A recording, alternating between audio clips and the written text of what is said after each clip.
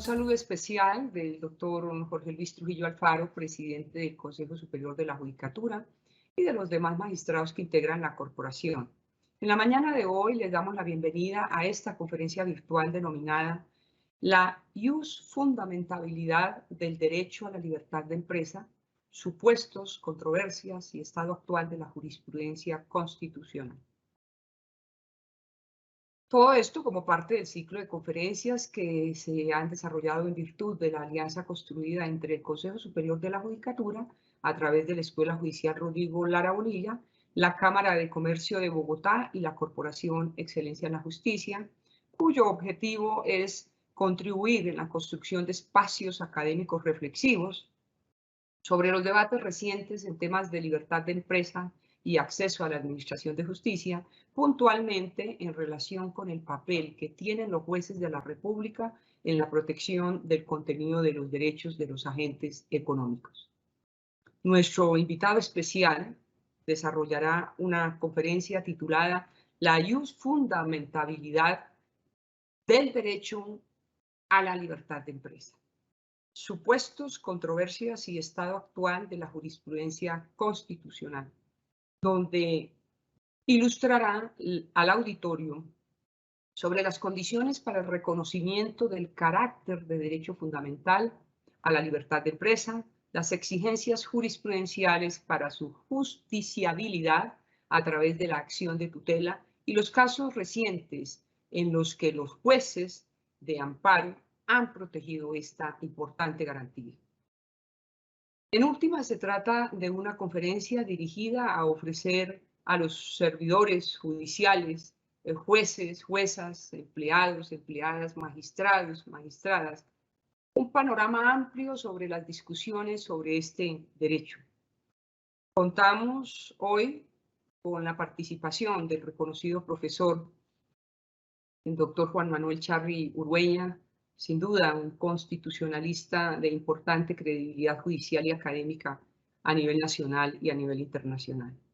En efecto, el doctor Juan Manuel Charri es abogado de la Universidad de Rosario, realizó estudios de posgrado en Derecho Constitucional en el Centro de Estudios Constitucionales de Madrid, en España. Asimismo, el doctor Charri es el profesor titular de Derecho Constitucional en la Universidad del Rosario y miembro fundador de la Asociación Colombiana de Derecho Constitucional y Ciencia Política, reconocido constitucionalista y profesor a nivel nacional e internacional. También ha sido conjuez del Consejo Superior de la Judicatura, de la Sala Jurisdiccional Disciplinaria, del Tribunal Administrativo de Cundinamarca, de la Corte Constitucional y de la Sala de Consulta y de Servicio Civil del Consejo de Estado. Se ha desempeñado como docente de la Pontificia Universidad Javeriana, al igual que procurador auxiliar, asesor de la Asamblea Nacional Constituyente, miembro de la Comisión Especial Legislativa y decano de la Facultad de Derecho de Rosario. Es autor de más de 9 libros y un amplio número de artículos científicos académicos.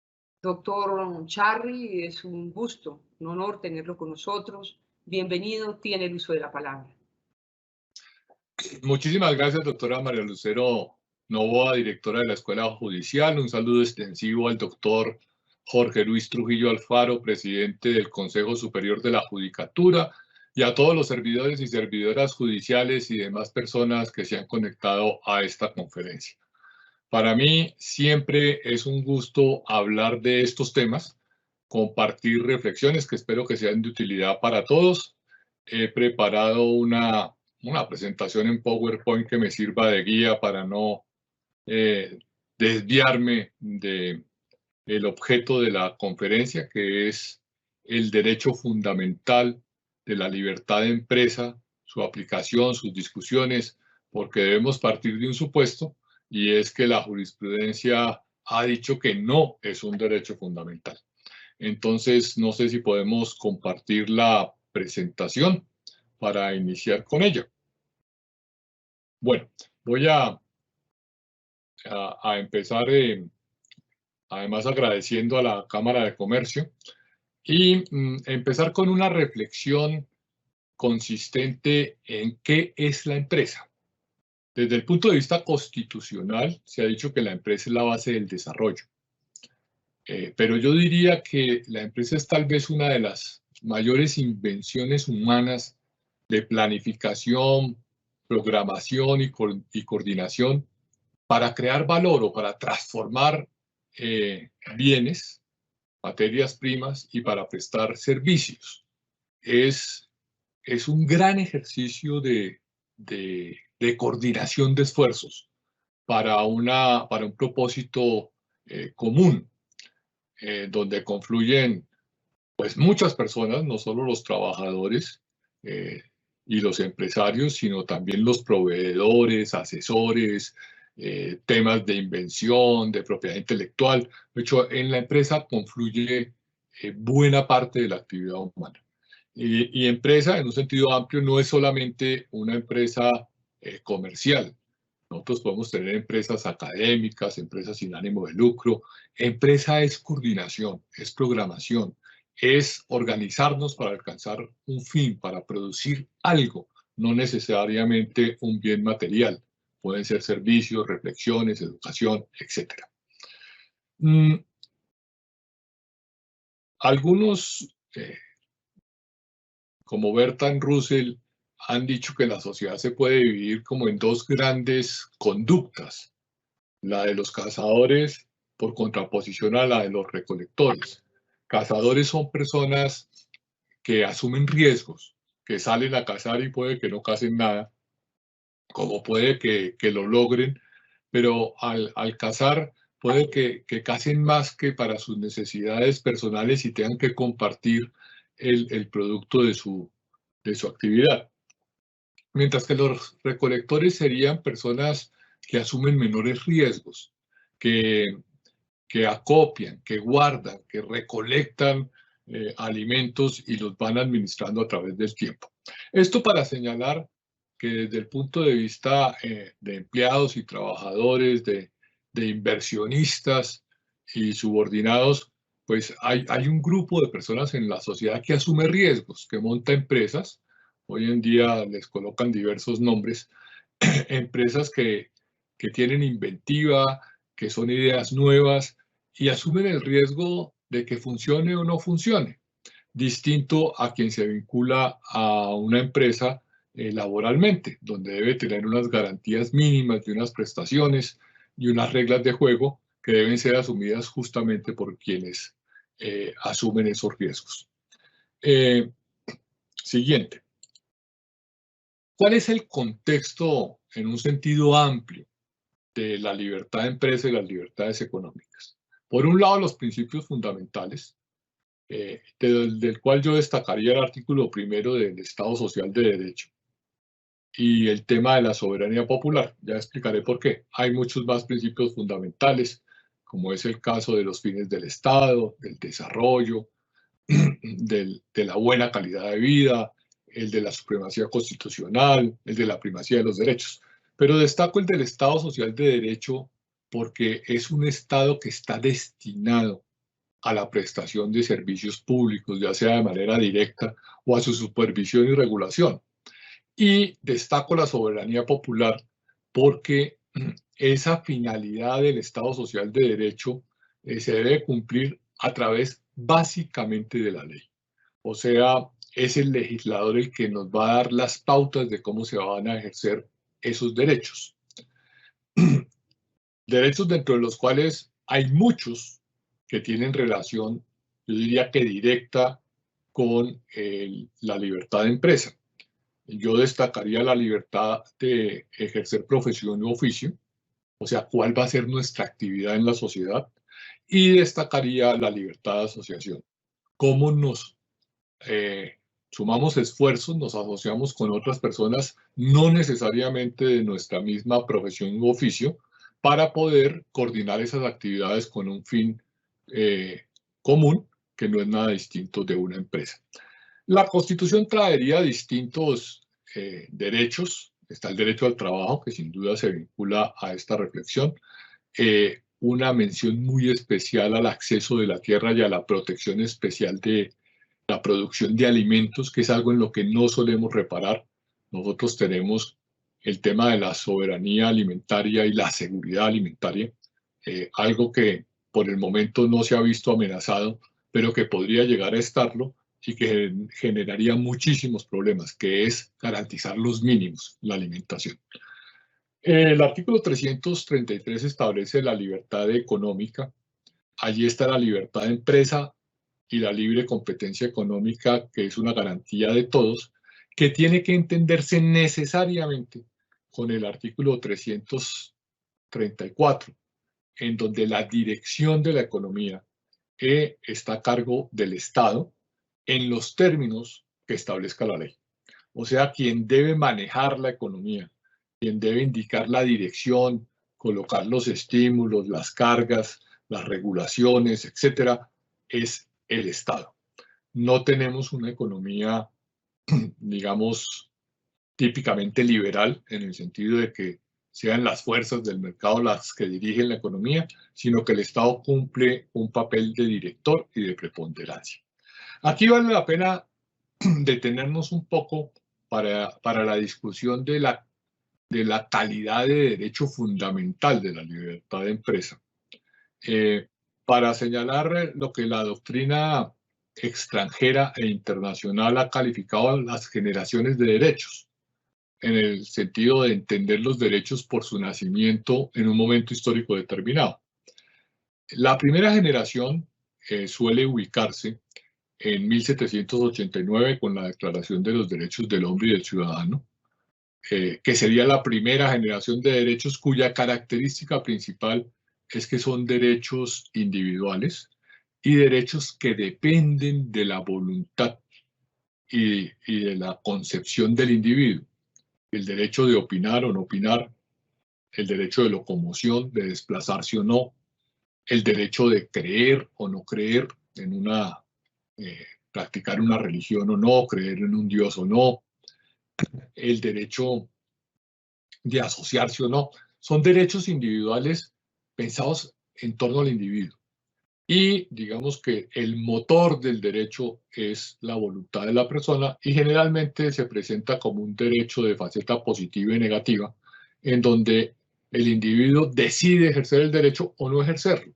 Tiene libertad de expresión, pero puede no querer expresarse y no lo pueden obligar a que se exprese. Entonces son derechos individuales que dependen de la voluntad de la persona.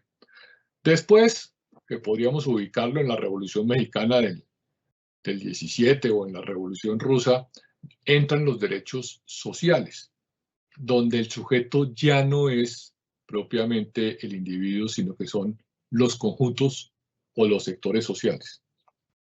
Básicamente, de naturaleza laboral, el derecho de huelga, por ejemplo, el derecho de los sindicatos, y por esa línea fueron entrando derechos de servicios públicos, el derecho a la educación, el derecho a la salud, al saneamiento ambiental, entendidos como derechos sociales. Una tercera generación es la Declaración de Derechos de Naciones Unidas de 1948, que tiene lugar, como todos sabemos, después de la Segunda Guerra Mundial, del fracaso de la Sociedad de las Naciones, de la creación de una nueva organización de Naciones Unidas para evitar la guerra en el mundo. Y allí se hace una declaración de derechos que recoge los de primera generación, recoge los de segunda generación, pero enuncia una nueva clase de derechos, que son los derechos que se predican de la especie humana, o sea, el derecho a un ambiente sano, el derecho a la autodeterminación de los pueblos, el derecho al patrimonio cultural universal, derechos que pretenden proteger a toda la especie humana. Entonces tendríamos en principio tres generaciones de derechos: los derechos fundamentales o individuales, los derechos sociales, nuestra Constitución los llama sociales, económicos y culturales, y una tercera generación de derechos que se predican de la especie humana. Hay quienes han planteado ya una cuarta generación de derechos que en mi opinión no ha terminado de configurarse y donde hay distintas posiciones. Algunos hablaban de una cuarta generación predicándola en cuanto a las generaciones futuras, que comprendería un poco una nueva concepción de la especie humana, en el entendido de que son distintas generaciones. Allí se ha hablado, por ejemplo, de las limitaciones al endeudamiento de los estados, en el sentido de que una generación utiliza el crédito y deja la deuda para que la generación siguiente la pague. En pensiones es algo que se ve con algo más de fuerza, y es que hay una gran deuda pensional. Unos gozan o gozamos de las pensiones y las generaciones que vienen detrás tendrán que asumir esa deuda y pagarla. Entonces se dice que hay que imponerle limitaciones a la generación actual para que no deje cargas desproporcionadas a las generaciones que vendrán después. Sería una cuarta generación de derechos que aún apenas se está esbozando. Otros han tomado otro camino en el sentido de señalar que los nuevos derechos tienen que ver con la información. Nosotros estamos viviendo una gran revolución en materia de tecnologías de la información y las comunicaciones. Todos tenemos acceso a esa red universal de Internet, a sus beneficios, con sus problemas y con sus defectos. Allí tenemos perfiles virtuales, se maneja información de distinto orden de las personas. Hay lo que es minería de datos en el sentido de entender qué hacen los grandes conjuntos humanos para ser manejados o explotados, si se quiere, por grandes empresas multinacionales. Es común la frase de que sabe más nuestro celular de nosotros que nosotros mismos, que en la red se tiene más información de nosotros de la que creemos, que la intimidad se ha reducido dramáticamente porque todos saben dónde estamos, en qué gastamos, a dónde vamos, con quién nos comunicamos y casi que qué hablamos con los demás. Y entonces que hay que construir allí una cuarta generación de derechos que son los derechos de la información, con los riesgos que eso implica para la intimidad, para las personas y sus incidencias en el manejo económico. Miremos la siguiente diapositiva. O bueno, antes de pasar a la siguiente diapositiva, decir que la libertad de empresa pues está en el artículo 333 digamos, ubicado en los temas de planificación, presupuesto y dirección de la economía del Estado. Cuando vemos la Carta de Derechos Constitucionales de nuestro capítulo segundo, encontramos los derechos fundamentales como un capítulo, básicamente derechos individuales. Encontramos los derechos económicos, sociales y culturales y una tercera grupo de derechos que son los derechos colectivos, donde estaría el ambiente, y otros derechos como la moralidad administrativa y derechos que tendrían que ver con un conjunto un poco más amplio. No pienso que nuestra división en la presentación de los derechos no casa exactamente con la clasificación doctrinaria de las 3 o 4 generaciones de derechos, y nuestra libertad o nuestras libertades económicas están allá en los temas económicos y tendrían relaciones con libertad de profesión o oficio, libertad de asociación, el derecho al trabajo, etc. Pero pasemos a una construcción jurisprudencial en la siguiente diapositiva que ha hecho nuestra Corte Constitucional. La Corte Constitucional primero incursionó en un concepto que es la Constitución ambiental y quiso destacar unos elementos de la Constitución para decir hay un conjunto de normas que permiten entender lo que ellos denominarían una especie de subconstitución dedicada a los temas ambientales, que deben ser los elementos básicos que se deben tener en cuenta cuando se incursiona en la reflexión de un ambiente sano y de desarrollo sostenible. Pero también, a partir de ese primer ejercicio, construyó un segundo concepto, que es la Constitución económica. Constitución económica que a juicio de la Corte se construye a partir de 3 derechos o libertades que están en nuestra Constitución: el derecho al trabajo, el derecho a la propiedad privada y el derecho a la empresa. Yo agregaría algo que no se suele tener en cuenta, pero que desde el punto de vista económico es inmensamente importante, que es el capital, los mercados financieros, la posibilidad de tomar el ahorro de los demás para hacer inversiones en empresas a través de la intermediación financiera. Y construyó el concepto de constitución económica. Nuestro tema de libertad de empresa estaría inscrito en ese concepto de constitución económica y sería una de las 3 bases fundamentales del concepto de constitución económica, el de empresa. donde confluye trabajo, propiedad, capital, emprendimiento, inventiva, propiedad intelectual, propiedad industrial, etc.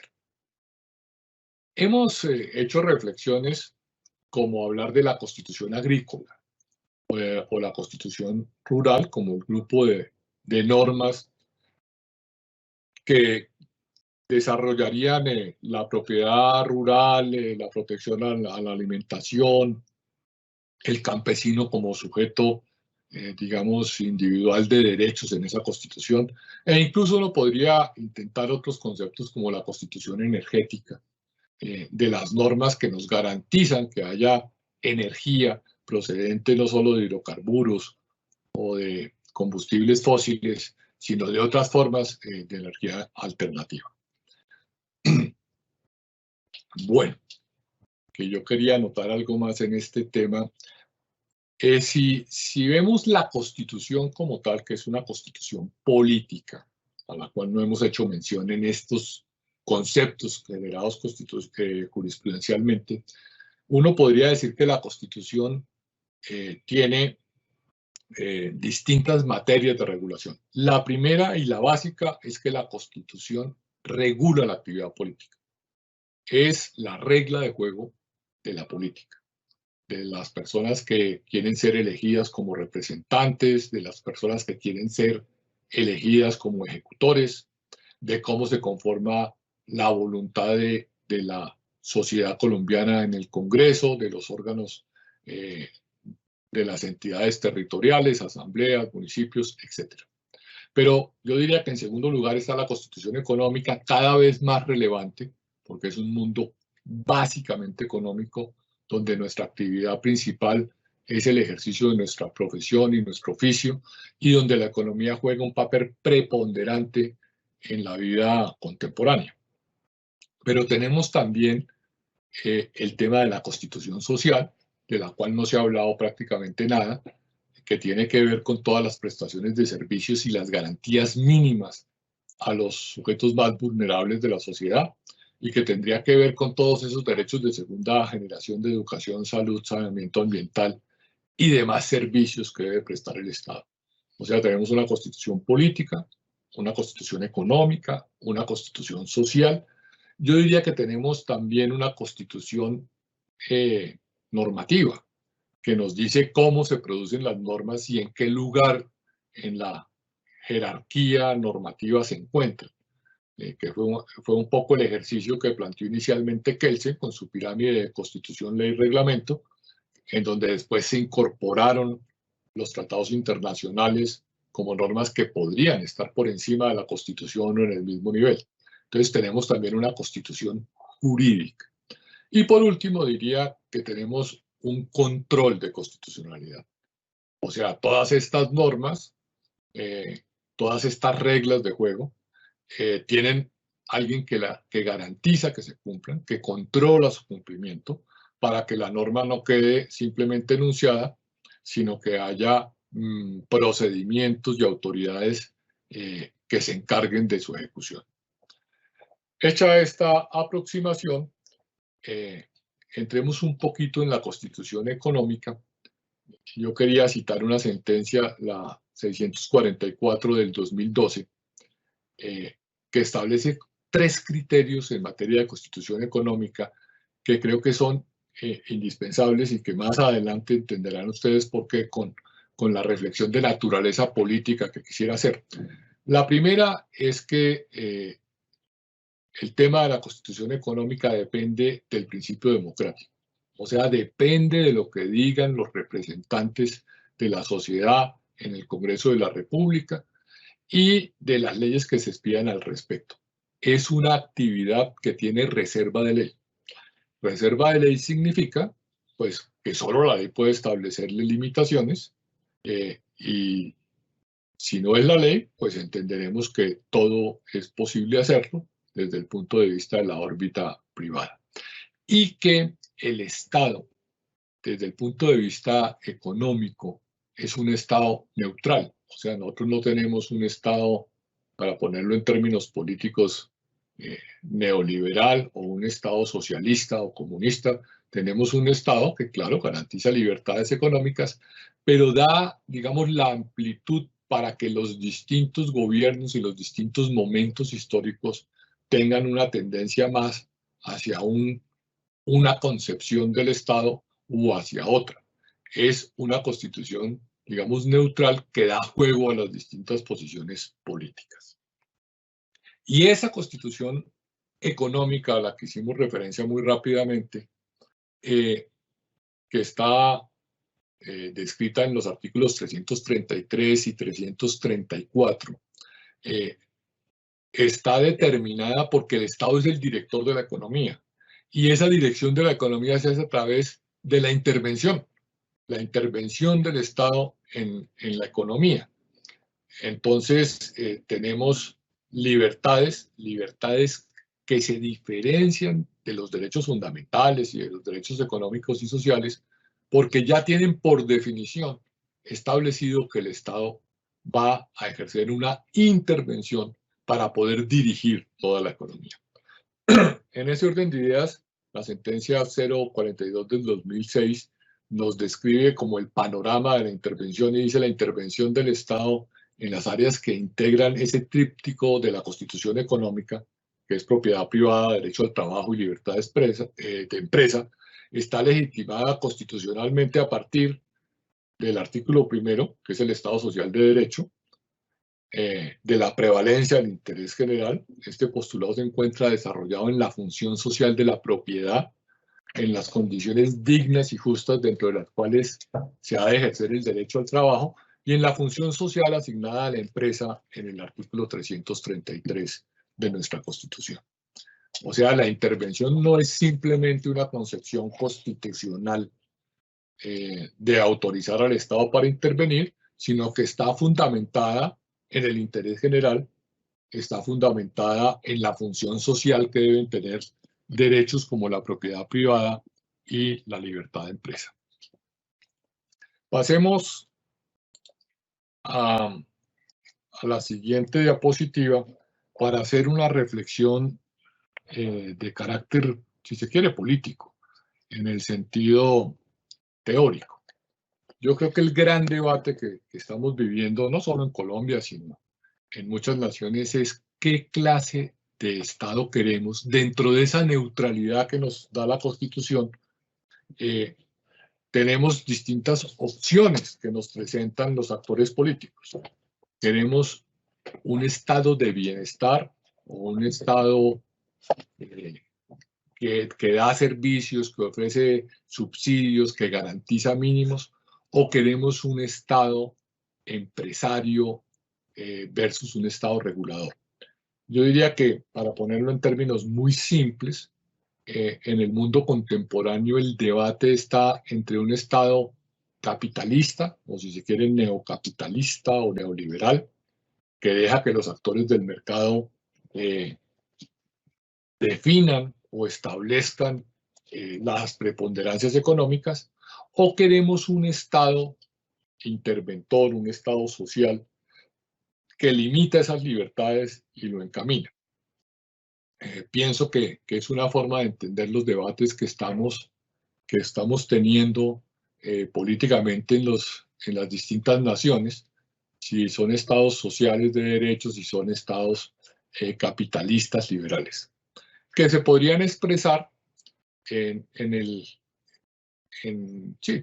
debate o en la confrontación. Si queremos un estado empresario, un estado de empresas públicas, que lo tuvimos en Colombia, el estado de ferrocarriles nacionales, puertos de Colombia, flota mercante, un estado que él presta los servicios directamente a través de empresas públicas, o queremos un estado que regula los servicios públicos, pero que le permite a los particulares, a través justamente de la libertad de empresa, prestar esos servicios con una regulación y una supervisión del Estado. Yo creería que eso nos ayuda a entender los debates que estamos teniendo en distintas latitudes. Miremos cuáles son los riesgos a los que se puede enfrentar la libertad de empresa. o cuáles son, digamos, los principales reclamos de los empresarios cuando se enfrentan a este mundo jurídico y a las regulaciones económicas de los distintos actores. Y eso me va a permitir hacer una anotación que seguramente muchos de ustedes tienen en la cabeza. Y es que tenemos autoridades reguladoras que no son o que expiden actos que no son leyes. O sea, tenemos reglamentos, generalmente reglamentos técnicos, que limitan determinadas actividades y que regulan los servicios públicos, no solo de salud, sino, digamos, el mercado energético y distintas actividades, pero que son derivadas de la ley. O sea, es el legislador el que ha creado las limitaciones generales y las limitaciones técnicas a través de comisiones de regulación, y con eso se mantendría el tema de reserva legal, autorizando la ley a que esas comisiones de regulación establezcan los criterios técnicos. ¿Cuáles son los riesgos de la libertad de empresa o las quejas de los empresarios? Por un lado, la hiperregulación. Dicen, la libertad de empresa está sujeta a demasiados requisitos, a demasiadas reglas de juego desde distintos ámbitos.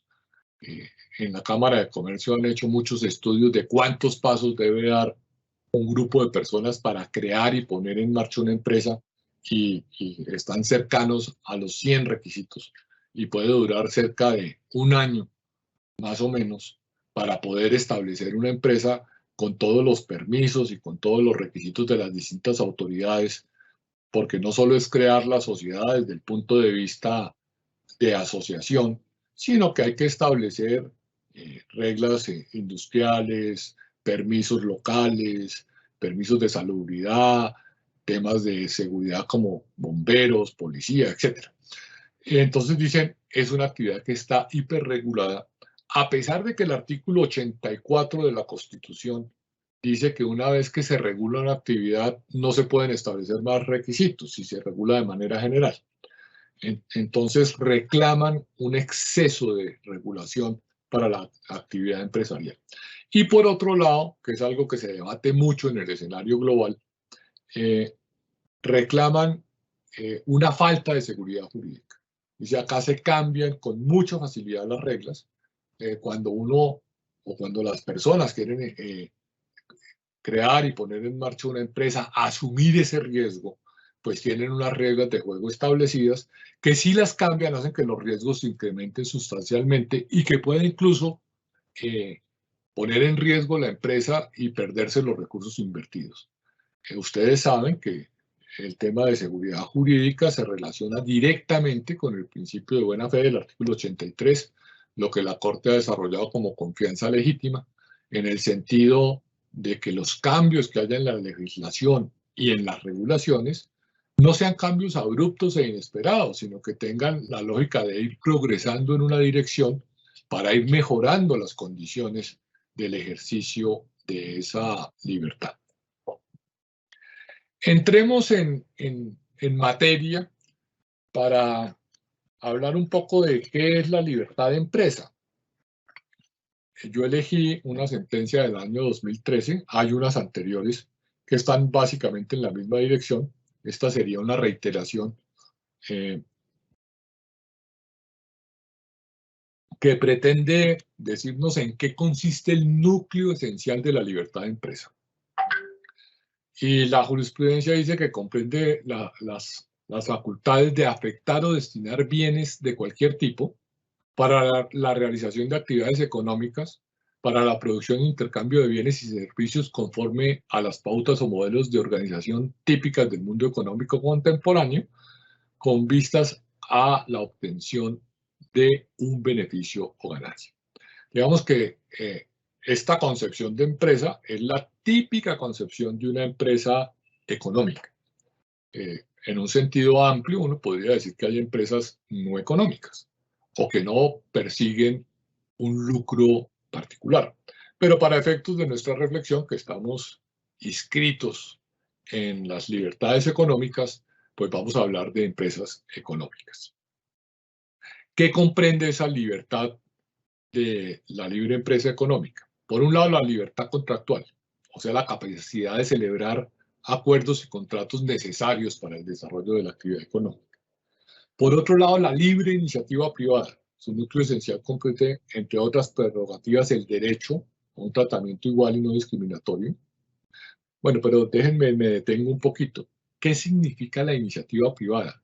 Pues que yo puedo inventarme un negocio y proponerlo. Digo, yo quiero vender empanadas, o quiero vender hamburguesas, o quiero vender hamburguesas cuadradas, o quiero inventarme hamburguesas entre arepas, o quiero inventar, para entrar en temas neurálgicos, el Uber o el Airbnb, que es una plataforma donde la gente ofrezca sus bienes y los arriende directamente. Entonces puedo tener ideas nuevas, iniciar nuevas actividades. Y es privada porque se le permite a cualquier persona, no es el Estado el que va a promocionar la iniciativa, puede hacerlo dentro de sus competencias de dirección de la economía, puede tener iniciativa pública y puede dar prebendas, subsidios, promover iniciativa, pero hay una libertad, que es la libertad que tenemos todos, de iniciativa privada, de proponer esas nuevas ideas. Aquí también hay que destacar que se hace dentro del derecho a la igualdad. Todos debemos ser tratados iguales en torno a este tema de la libertad de empresa y la iniciativa. ¿Qué clase de empresa creemos y cómo la creemos? Pues debemos estar todos en las mismas condiciones y tratarnos de igual forma y no discriminatoria. Y ahí entramos a un tema que yo no voy a desarrollar en esta presentación, que es la competencia, la libre competencia económica y las posiciones dominantes de las grandes empresas, para lo cual ya hay unas autoridades y unas regulaciones para que los grandes no abusen de su posición e impidan a los pequeños nacer o crecer. Pero tenemos una vinculación directa con el derecho a la igualdad. Tenemos además el derecho a concurrir a los mercados, o sea, a ofrecer en el mercado nuestros productos y nuestros servicios, así como el derecho a retirarnos. Que dicho sea de paso, los empresarios suelen decir que es muy difícil crear una empresa, pero que es mucho más difícil liquidarla y salir completamente del mercado. Que no hemos hecho los mecanismos expeditos para entrar y salir, para crear y liquidar empresas, sino que son trámites engorrosos que debían ser mucho más fáciles. También tenemos la libertad de organización y el derecho a que el Estado no interfiera en asuntos internos de las empresas, que sería una especie, por decirlo coloquialmente, de intimidad empresarial, o sea, donde el Estado no puede entrar a decir cómo es la organización y la estructura y la jerarquía o no jerarquía interna de una empresa. El derecho a la libre iniciativa privada, al cual ya me referí, el derecho a la creación de establecimientos de comercio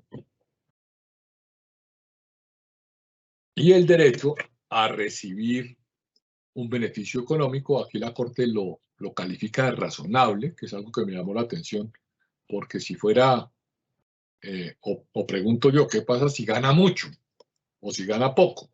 O bueno, o si no gana, es un tema de riesgo empresarial. Pero es como si se censurara el lucro excesivo, que no sé cómo calificarlo y por qué limitarlo. Yo creo que pueden haber lucros excesivos que por supuesto estarían en el contexto de la tributación progresiva y estarían en el contexto de la función social de la empresa. Entonces ese razonable pues me deja pensando. Si pasamos a la siguiente diapositiva, que es justamente el tema de nuestra reflexión el día de hoy, es si la libertad de empresa es un derecho fundamental o no. Y yo empiezo por señalar una jurisprudencia que dice que la libertad de empresa no ha sido reconocida como un derecho fundamental ni como un derecho absoluto. Y digamos que está reiterado jurisprudencialmente. Con esto quiero detenerme un momento para hacer otra suerte de reflexión. Lo primero, derechos fundamentales como derechos individuales, a los cuales ya los mencionamos, los que están en el capítulo segundo de la Constitución, en el título segundo, capítulo primero. La libertad, el derecho a la vida, la libertad de pensamiento, la libertad de cultos, la libertad de locomoción, etc. Allí no está nuestra libertad de empresa. Digo, no está, podría estar, porque están otros derechos con connotaciones económicas como el derecho a elegir profesión o el derecho al trabajo. Y sobra decir que libertad de empresa y derecho al trabajo están directamente relacionados. Está como derecho económico y la jurisprudencia lo calificó como un derecho no fundamental, lo cual me parece que, digamos, es discutible, pero así es. Y le agrega algo que ya no me parece discutible, sino innecesario, que no es un derecho absoluto. Desde el punto de vista jurisprudencial, todos sabemos que la jurisprudencia ha sido reiterativa en que no hay derechos absolutos. Ni la vida siquiera es un derecho absoluto. Está la legítima defensa, por ejemplo, que sería un criterio de limitación al derecho a la vida, y ni hablar de temas neurálgicos como la despenalización del aborto, o la eutanasia, o el suicidio asistido, en los cuales hemos tenido decisiones recientes de la Corte Constitucional, y en otras partes aún se debate. En Estados Unidos se debate si se debe o no volver a penalizar el aborto. Entonces, derechos absolutos no hay. Es innecesaria la calificación. Si es derecho fundamental o no, pues se dijo que no era fundamental. Permítanme hacer un paralelo con el derecho a la salud y la sentencia T760, tal vez del 2008, no recuerdo el año, que dijo que el derecho a la salud, que está calificado en la Constitución como un derecho económico y social, no fundamental, hay una jurisprudencia que muy extensa y muy completa, con ponencia de Manuel José Cepeda, que calificó el derecho a la salud como un derecho fundamental, cuando la Constitución no lo califica como tal. Y, digamos, hizo toda una suerte de reflexiones para llegar a esa conclusión, cambiando una posición que había tenido la Corte Constitucional durante mucho tiempo, o bueno, por lo menos durante los primeros 10 años o más de la Corte Constitucional, en relación con la acción de tutela. La acción de tutela es una acción destinada a proteger derechos fundamentales. Y la Corte había comprendido otra clase de derechos con el criterio de la conexidad. O sea, el derecho a la salud tiene relación directa con el derecho a la vida, con el derecho a la dignidad humana, con el derecho a la integridad física, que son derechos fundamentales. Y esa reflexión le había permitido al juez de tutela tutelar derechos como el derecho a la salud, con el argumento de que estaba tutelando en últimas derechos fundamentales. Esa sentencia T760 rompe esa, o no rompe, cambia esa concepción para decir no es un tema de conexidad, es que el derecho a la salud en sí mismo es un derecho fundamental, no importa en qué capítulo de la Constitución esté, es su vinculación con la persona humana la que hace que sea un derecho fundamental. Permítanme detenerme un momento para volver sobre mi clasificación, o la clasificación de generaciones de derechos individuales y derechos económicos y sociales. Decíamos que el derecho fundamental individual depende de la voluntad de la persona. Yo elijo si ejerzo esa libertad o no, o la ejerzo negativamente. No opino pudiendo opinar. Mientras que los derechos económicos y sociales han sido calificados en nuestro medio como derechos de prestación. O sea, no depende de lo que yo quiera, depende de lo que me ofrezcan.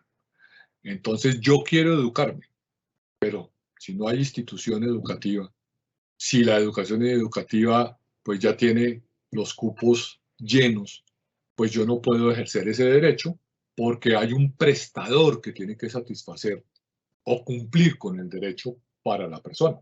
Son derechos que implican inversión, implican gasto, implican infraestructura, y, digamos, calidad en la prestación del servicio. El derecho a la salud es por excelencia un derecho de prestación. Es un derecho que no depende de la persona. Incluso si ustedes se detienen un momento, verán que el derecho a la salud pues lo ejerce otro. Es el médico el que dice qué debo hacer, cómo debo cuidar la salud, qué medicamento debo tomar. Digamos que estamos en manos del profesional de la salud, que tiene, por supuesto, unos requisitos éticos, pero es él el que nos va a decir cómo se realiza el derecho, qué prestaciones, qué intervenciones, qué medicamentos debo tomar. Y cómo se hace a través de un sistema muy complejo en el cual no nos vamos a detener para que se realice ese derecho. Entonces diríamos que la libertad de empresa no es un derecho de prestación.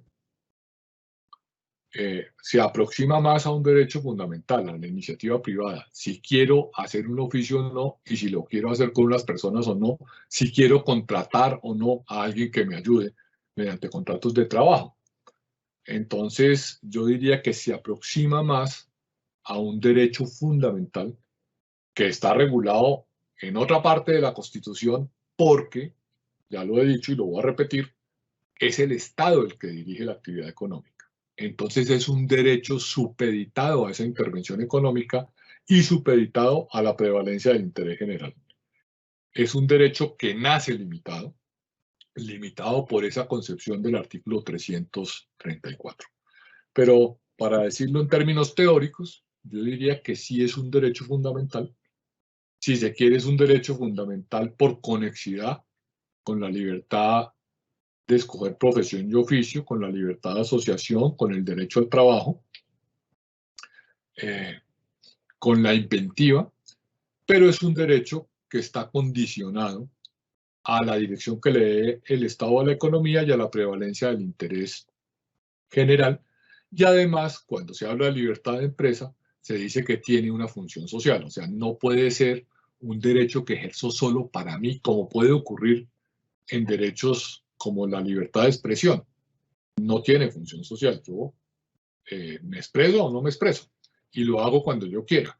Acá no es que yo tengo iniciativa o no tengo y lo hago cuando yo quiera, sino estoy dentro de un contexto de una dirección de economía del Estado que quiere buscar un desarrollo sostenible, una mejor calidad de vida para todos, etc.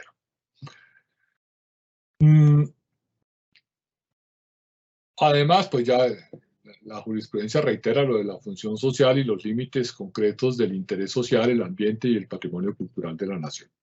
Quería destacar otra sentencia,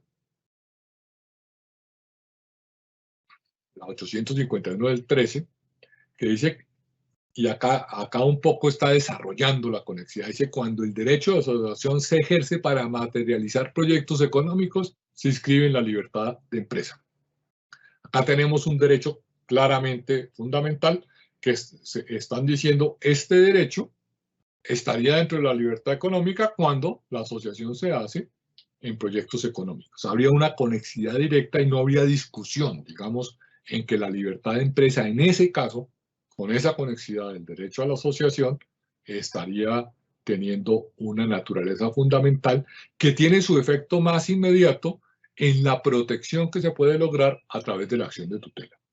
Porque uno de los puntos sería decir, no hay acción de tutela, que es una protección que conocemos todos, tan expedita y tan ágil y tan amplia como es la acción de tutela, si no se está frente a un derecho fundamental, porque esos otros derechos no gozan de esa acción de protección del derecho. La actividad económica y la iniciativa privada se someten únicamente a la ley y al bien común. La libre competencia es un derecho de todos que supone responsabilidades. La empresa tiene función social y el Estado, por mandato de la ley, impedirá que se restrinja la libertad económica y evitará el abuso de personas que se encuentran en posición dominante, que es el típico concepto de libre competencia, de garantizar que todos estén en las mismas condiciones en el mercado. Y la ley establecerá el alcance de la libertad económica por motivos de interés social, el ambiente y el patrimonio cultural de la nación. O sea que tenemos limitaciones, llamémoslas generales y conceptuales, tenemos garantías dentro de esas limitaciones de que todos debemos estar en igualdad de condiciones y tenemos una regulación especial para quienes tengan posición predominante en el mercado.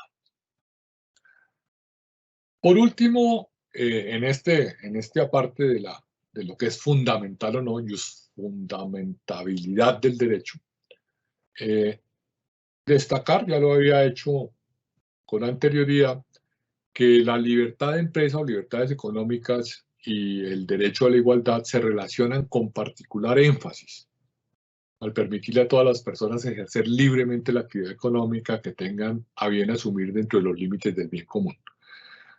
Digámoslo en otras palabras, yo veo que la libertad de empresa, así haya sido calificada como no fundamental por la Corte Constitucional, algo que me parece discutible, está directamente relacionado con muchos derechos fundamentales. Uno de ellos, la igualdad. Y los otros que hemos mencionado, y seguramente habría otros si exploramos la Carta de Derechos Fundamentales, que le darían la posibilidad de ser un derecho fundamental por conexidad con esos derechos fundamentales para aplicar la tesis o la vieja tesis que la Corte Constitucional aplicó de antaño. Pasemos a otro punto que debe ser parte de nuestra reflexión, y es cuáles son los derechos fundamentales de las personas jurídicas. En esto quisiera mencionar tal vez 3 sentencias o 4 para decir que las personas jurídicas tienen derechos fundamentales, es algo que ya no se discute. Por supuesto, no tiene todos los derechos fundamentales por su propia naturaleza, pero los tienen y los pueden tutelar, y cuando la libre empresa, en virtud del derecho de asociación, genera personas jurídicas, esas personas jurídicas tienen derechos fundamentales. Mencionemos estas 3 o 4 sentencias que nos van a ilustrar. La 1054 de 2010, desde los inicios de esta corporación, interpretando el querer del constituyente, el constituyente no distingue en la acción de tutela quién es el titular de la acción, dice toda persona, o sea, jurídicas, naturales, y la reflexión se puede extender a nacionales o extranjeras, o internacionales, o supranacionales, o sea, cualquier persona jurídica. Ha señalado que las personas jurídicas son titulares de algunos de los derechos fundamentales acorde con su naturaleza, como son los relativos. Acá hay una enunciación no taxativa: igualdad, debido proceso, buen nombre, etc. Teniendo en cuenta que la propia constituyente no hizo ninguna distinción en la expresión del artículo 86 de la Carta cuando señaló toda persona podría ser titular de la acción. A mí me llamó la atención, no es que no haya hecho ninguna distinción, es que hizo énfasis en que es toda persona, o sea, naturales y jurídicas, nacionales y extranjeras. La T723 del 2005 hace una enunciación que nos ilustra. Entre los derechos fundamentales que le asisten a la persona jurídica están los siguientes: la igualdad, la inviolabilidad del domicilio, de la correspondencia y demás formas de comunicación privada, el derecho de petición, el debido proceso, la libertad de asociación, la inviolabilidad de los documentos y papeles privados, el acceso a la administración de justicia, el derecho a la información, el habeas data, el buen nombre. Para decir que son muchos los derechos que tienen las personas jurídicas. La T796 de 2011 no les dable exigir el amparo, por ejemplo, del derecho a la vida. Esto es para mencionar a aquellos que no tendrían el derecho a la vida, la prohibición de la desaparición forzada, los tratos o penas crueles, inhumanas o degradantes, el derecho a la intimidad familiar. Tampoco son titulares del derecho a la dignidad humana, ni de los derechos a la intimidad personal y a la honra, los cuales solamente se reconocen al ser humano, pues son atributos inherentes. Eso, para ilustrarlo, yo creo que hacer una tabla de cuáles sí y cuáles no es muy difícil, pero diríamos que, a grosso modo, las personas jurídicas tienen derechos fundamentales y pueden acceder o ejercer la acción de tutela para la protección de los mismos. Y quisiera finalizar con una sentencia reciente. Yo denomino esta diapositiva el estado del arte, porque aquí trata de decirnos en qué está la libertad de empresa. La libertad de empresa es un derecho subjetivo por virtud del cual se reconoce a los ciudadanos la facultad de realizar actividades económicas y escoger libremente las técnicas que se deben utilizar en la producción de bienes y servicios y los métodos de gestión que consideran apropiados para la obtención de un beneficio o ganancia. Esta sentencia, ustedes ven ahí las notas de pie de página, van citando o va haciendo un barrido de toda la jurisprudencia relativa a ella y nos va mostrando qué ha dicho la Corte sobre los distintos aspectos de la libertad de empresa.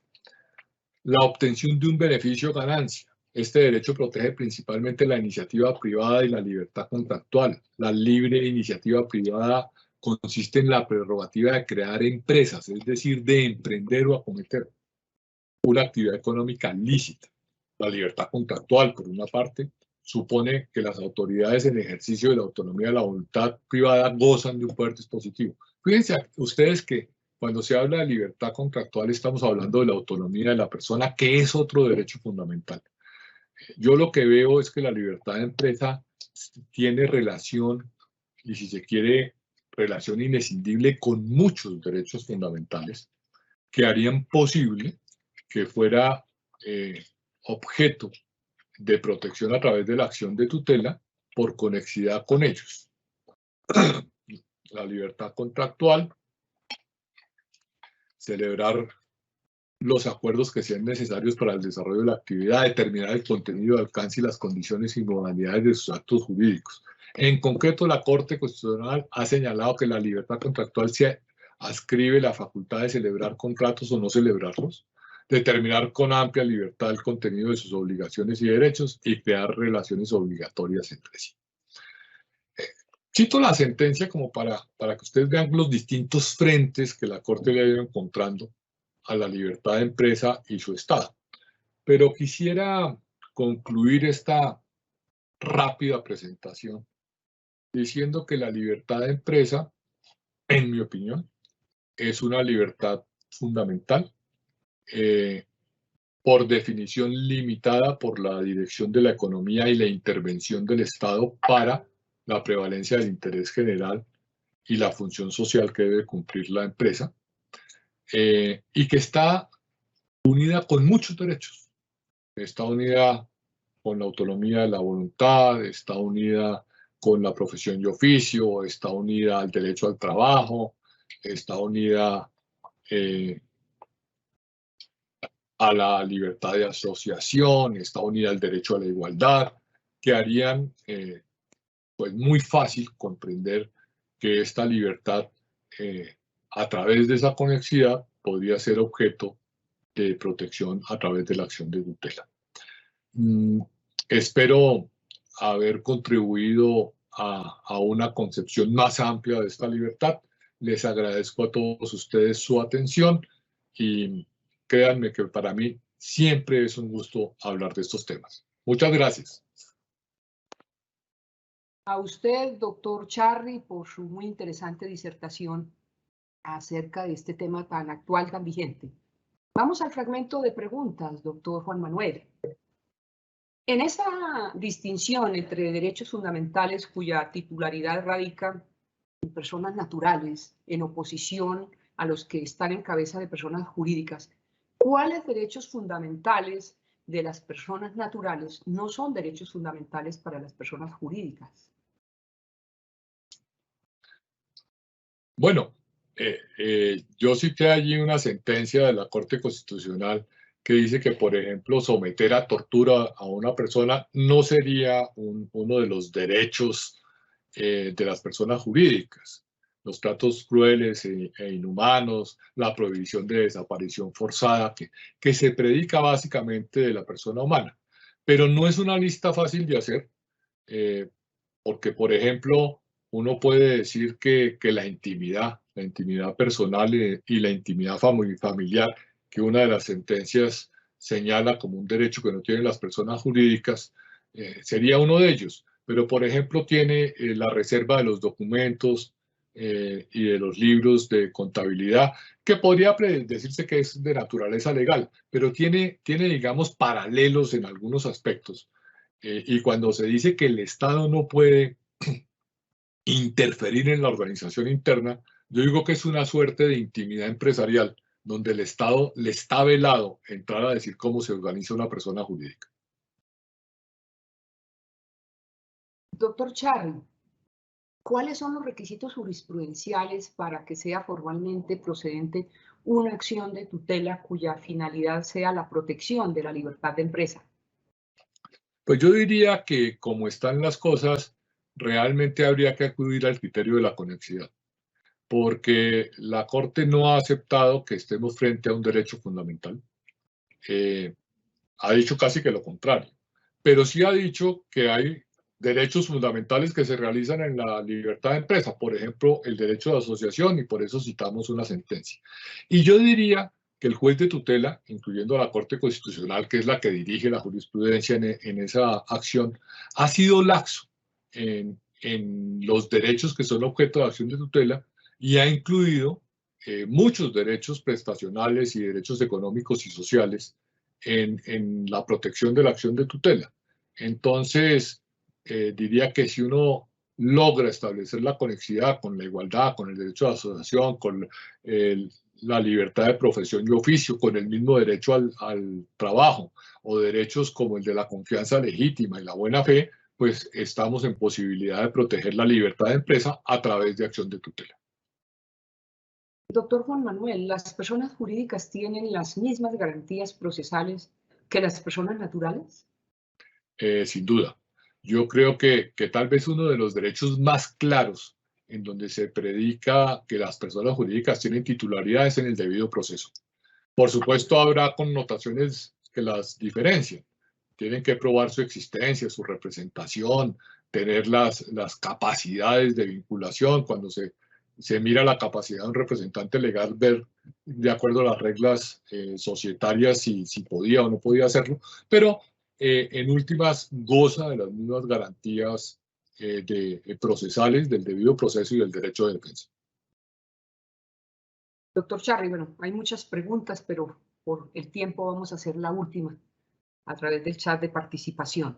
¿Cuáles son las providencias recientes de la Corte Constitucional que evidencian tensiones entre la libertad de empresa y, por ejemplo, la protección a ecosistemas estratégicos o a los derechos de las comunidades étnicas, doctor Charri? Bueno, yo no entré en el tema del derecho ambiental, pero digamos que la jurisprudencia de la Corte ha sido muy amplia en ese tema y ha desarrollado el concepto de desarrollo sostenible. No ha sido fácil en el sentido de que la actividad empresarial se puede hacer, pero se puede hacer preservando o conservando el ambiente y cumpliendo con los requisitos al respecto. Tenemos allí muchas discusiones, el tema de las licencias ambientales, de los planes, dependiendo del régimen jurídico que ha cambiado, en donde la actividad empresarial tiene que cumplir con requisitos ambientales y es parte de su función social. O sea, es válido limitar la actividad empresarial para el tema del medio ambiente. Yo lo dejé de lado porque obedece un poco más a la constitución ambiental que mencioné al inicio y no a la constitución económica, pero sin duda es parte de las limitaciones constitucionales que tiene la libertad de empresa. Nuestro agradecimiento especial al doctor Juan Manuel Charri Urrueña por su generosidad que desde su amplia trayectoria profesional, académica, nos ha ilustrado acerca de las discusiones constitucionales recientes sobre el derecho a la libertad de empresa y las condiciones para su protección a través del medio de amparo. Igualmente, un afectuoso saludo y agradecimiento a todos los servidores y servidoras judiciales y en general a todas las personas que actúan en el sector justicia, que se conectaron a esta conferencia virtual. Teniendo en cuenta y para terminar nuestro tema de hoy y con nuestro invitado especial, nos despedimos con una frase de Peter Drucker, abogado austriaco, profesor y tratadista. La libre empresa no puede justificarse únicamente por ser un buen negocio, solo se puede justificar porque es buena para la sociedad. Muchas gracias.